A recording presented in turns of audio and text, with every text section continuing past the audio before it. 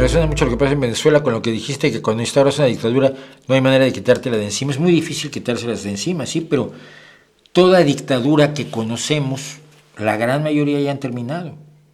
O sea, se han derrocado las dictaduras, sí, se derrocan, puede ser enormemente difícil.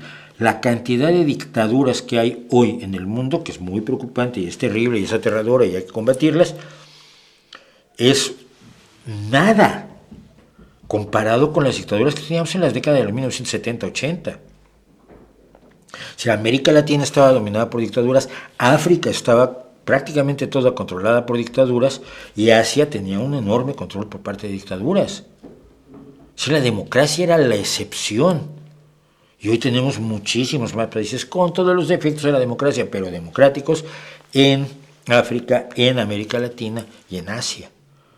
Pero es que tú no tienes una idea. Echa una mirada atrás a lo que fue la época de las dictaduras, de izquierda o de derecha, cuidado. Europa, toda la Europa oriental estaba dominada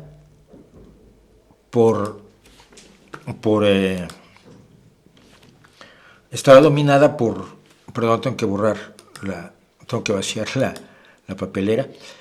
Estaba dominada por dictaduras, la dictadura de Ceausescu en Rumanía, la dictadura de Enver Hoxha en Albania, dictadura y dictadura y dictadura en el centro de Europa, en Asia, en América Latina, en África.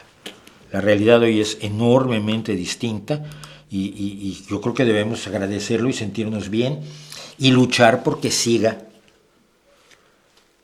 mejorando la situación. Entonces no vale la pena